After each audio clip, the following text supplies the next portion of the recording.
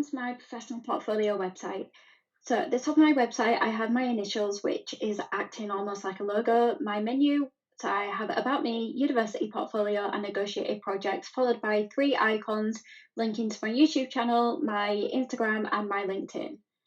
At the top here, I have a banner with my picture and a short animation. This animation was heavily inspired by a web designer called Ty Huey, who's used a similar sort of animation on one of his website templates, so I used him as inspiration for that.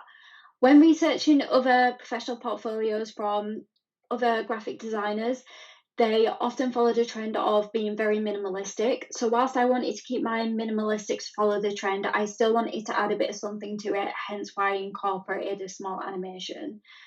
On the homepage, there is a brief showcase of my most recent work. I tried to vary it out into different areas of graphic design. So it has the title where it demonstrates the area of graphic design and a short description followed by an image showing a preview of what the end product looks like. At the bottom, I have my banner, my footer, where people can get in touch with me. Again, I have the same 3 links linking to YouTube, Instagram, and LinkedIn. I've also included my email and where I'm located. Where I'm located in the map, I incorporated that because, again, when I was researching other portfolios, other websites, a lot of people actually included both of these to show whoever's viewing their website where they're located. On the About Me, I have given a brief description of who I am and my background behind why I am a graphic designer. This is, again, something that I noticed when researching other portfolios. A lot of people include their resume, so they include their skills, their education, and work history. So I also added this into mine to kind of, again, follow a bit of a trend, and I have my footer at the bottom. My university portfolio, the layout is the same as my brief showcase on my homepage. I just wanted to have consistency within my website. And here I have separated it out to different areas of graphic design, but gone more in depth with the type of work that I have done. So all this here is 3D design and animation, but it's different projects that I've worked on. And the same here with branding. The read more buttons will take them directly to my university blog post, which is my WordPress. However, this won't stay that way as I am currently in the process of moving all my work onto this website. It is just there to view from there from now. I also have an Explore More. Since I couldn't fit all of my work onto one page, I have offered an Explore More option where they can go visit my WordPress blog. Here I have my negotiated project. So at the top here, it acts as like a thumbnail. It is just an image of the homepage of the design I created for Ideal Building Systems, which is my project. At the bottom here, they have an option to visit my Figma file, so where I have designed the website and then visit the website that I've created. Beneath that is my presentation video, which I'm currently doing, so this is just a placeholder, but this is where my presentation video will be placed. Then I have a project breakdown of what I did during the process of designing the Ideal Building Systems website. It just goes into a little bit of the design process and how I'm implementing the website, and then also a short project reflection. Software for my negotiated project. So this is the redesign of the Ideal Building Systems website. I used all of the assets, including the pictures that they wanted me to incorporate in their designs. I didn't have full creative control over this as they gave me a brief on what they wanted it to look like and what to include, but this is the final outcome. You can access this design file on my professional portfolio website through the negotiated project link. But this is a brief overview of what it looks like. After I designed it, I then prototyped it. Myself and the business went through the prototype and all of the designs. They made comments on where they wanted the changes to be, and I rectified those changes, and we were happy with the final design. I made use of the developer mode on Figma, which provided me with the CSS of all of the designs that I had created, so I was able to produce a front-end visual of the website. This is a final design developed, so some of the designs may differ from the actual original design file on Figma. This is due to complexity of coding. However, most things stayed relatively the same. I helped code the front end again through the use of the development mode and a bit of ChatGPT, while someone else developed the back end to make everything work. So this is the final design. Again, you can access this through the negotiated project page on my website. When designing the website, it was really important to me to make sure the design was responsive. Not only should this be standard practice, but it also helps the website to rank higher on search engine searches. Search engines such as Google, Chrome, and Firefox all prioritize mobile-friendly websites. This will help the website to be on the first page of the searches or even sit within the top 5 searches.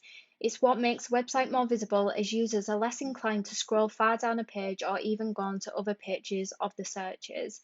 It is good for a business as they can gain more traffic, which may generate more customers if this is one of the first sites that shows when they search what they are searching for.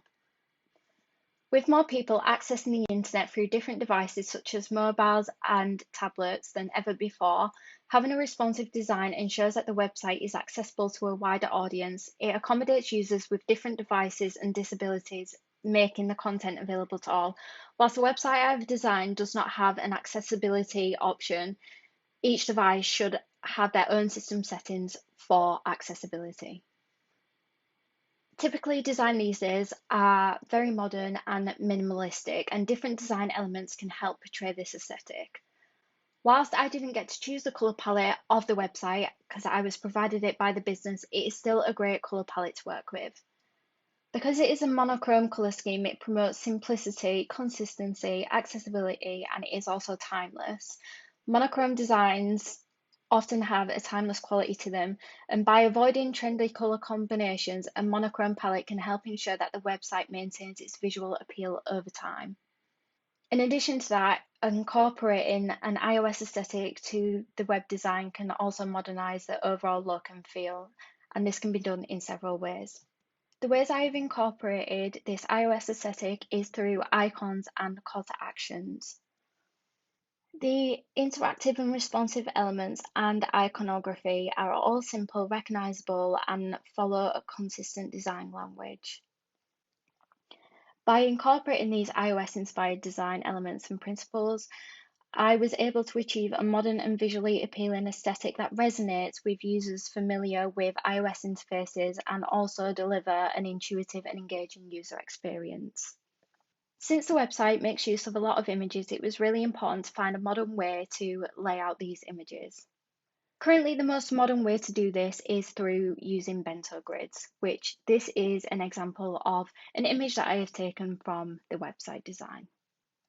These design elements all work together to produce a minimalistic design which fits with industry standards currently. Before beginning my design process, I took to Google to do some industry research. I searched modular buildings in the search engine and took the first 8 websites that appeared.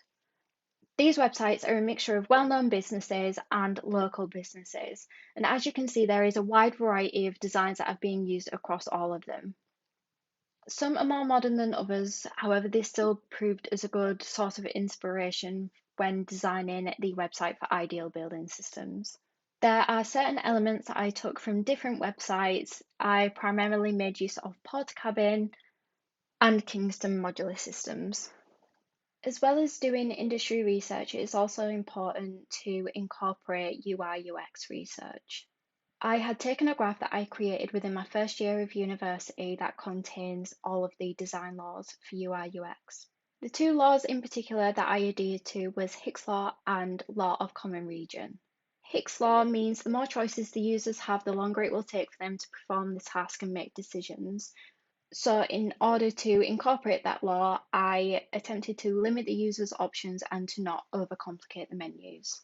For law of common region, it means groups are made up of items within a boundary. These may share similar characteristics or functions. To incorporate that, I made sure the design and functionality had a clear structure, and I used borders or colour to distinguish the important feature of a particular group.